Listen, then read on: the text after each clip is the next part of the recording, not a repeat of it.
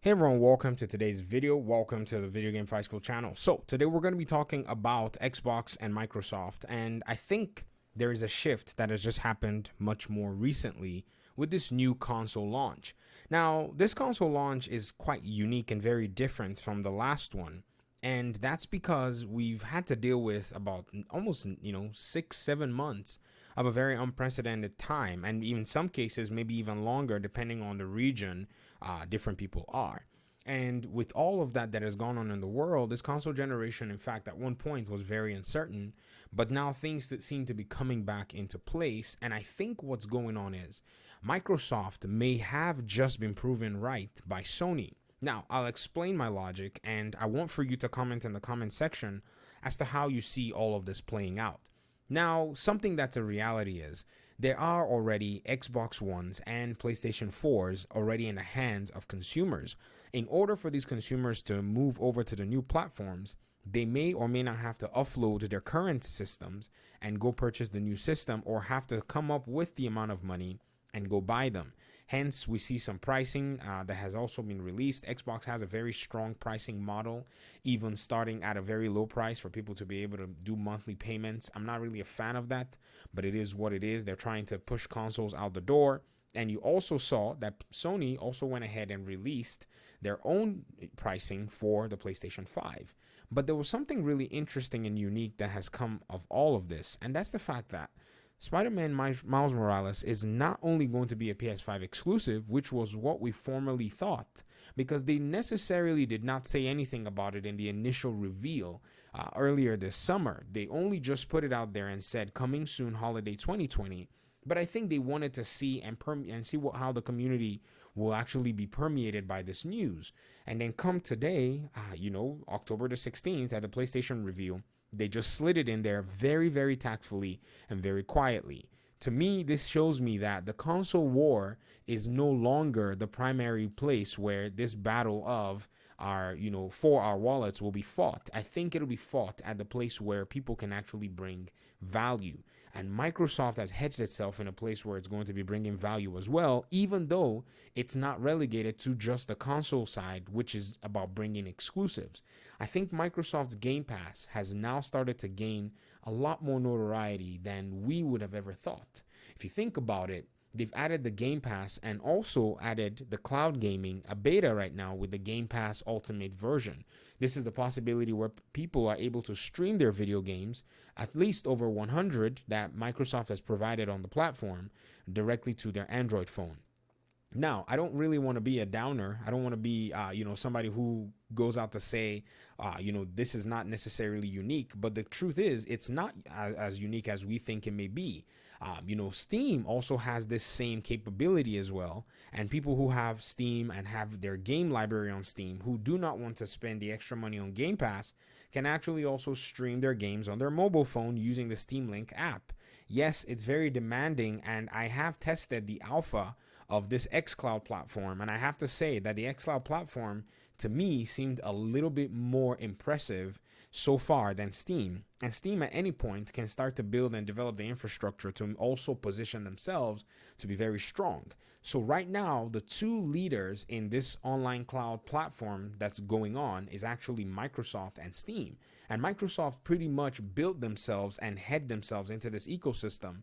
And so now you don't even have to buy an Xbox Series X. If you actually want to just, stream the games, you can do so on your mobile phone for a very little fee. And first party games that will be coming to the Xbox regarding the exclusives, you're going to have access to using this beta or Xbox Cloud Gaming beta or even Xbox Game Pass, regardless of where you are, whether you have an old Xbox One or whether you're going to be buying the Xbox Series X or the Series S. And so Microsoft has made a ubiquitous ecosystem where their games can just flow through all of the others. And they also allowed for developers to opt into this compatibility issue where if you purchase a game on the Xbox One X, you can pretty much upgrade to the Series X as well for free in many cases. So thinking about this, Sony also has also replicated this same formula, and the formula is being replicated to the aspect of wanting to bring players from the other side. If you even look at the announcement today, they even made it known that if you purchase a PlayStation 5, you have access basically to PlayStation Plus games like God of War and a host of other games as you purchase it, which is basically bringing in a whole bunch of PlayStation 4 games directly into your library. So it's very, very hard to separate both consoles in this early stage.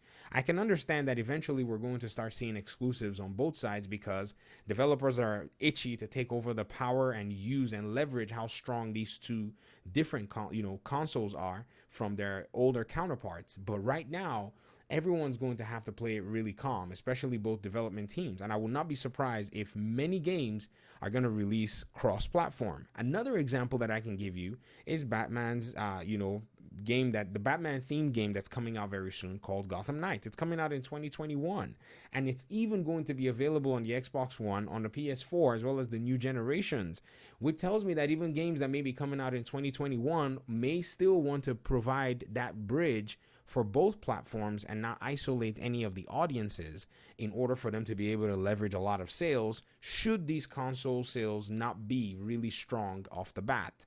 And even if the console sales are strong off the bat, it doesn't mean that everyone's going to have enough money to be able to purchase multiple games as they are released. And so that is exactly the fear that I think Sony is now starting to realize. And that's exactly the bet that Microsoft made that a lot of people necessarily didn't see initially.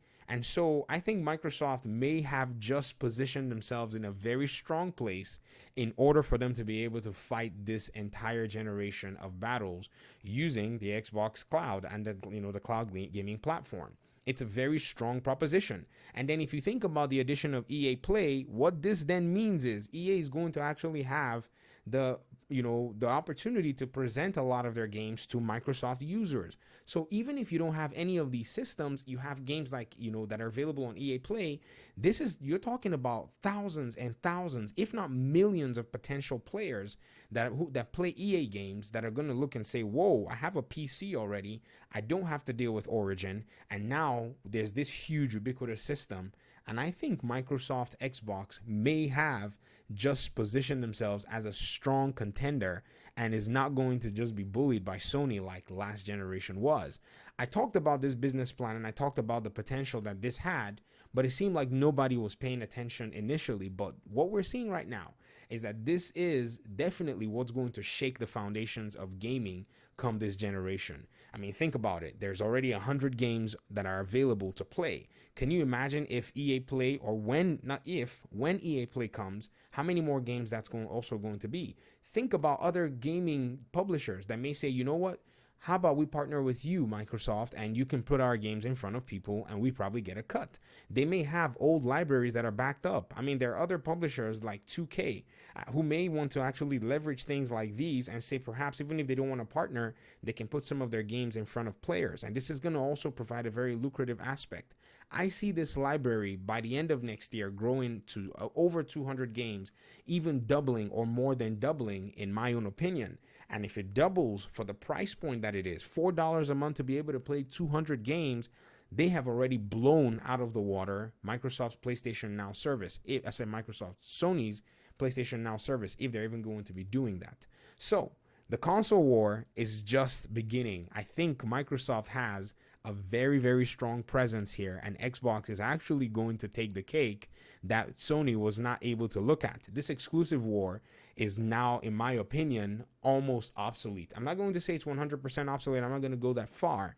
But from what I'm seeing, it seems like, Xbox and Microsoft may have made a very smart play, and Sony is just going to have to tough it out with the old school exclusive lineups. But I don't think that's enough for them to win in this coming, generation. But we're yet to see everything, play out and unfold.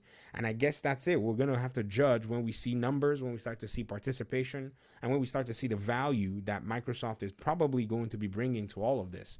We'll be able to judge and actually give more of an evaluation from there. So that's pretty much my video. Thank you so much for your time and audience. I appreciate you guys a lot. You guys are quite amazing. If you want to gain more content and more insight like this into the gaming scene, hit the subscribe button. Let me hear your thoughts in the comment section. Do you think Xbox is now actually fighting strong, or do you think they're still going to be diminished as people may perceive? My opinion is there's no way Microsoft is going to be diminished this generation. In fact, I think they may have just won, basically in another field that Sony is most likely not playing on. But we're yet to find all the full details of this in due season. So I'll talk to you guys in another video. Thank you very much. Peace out.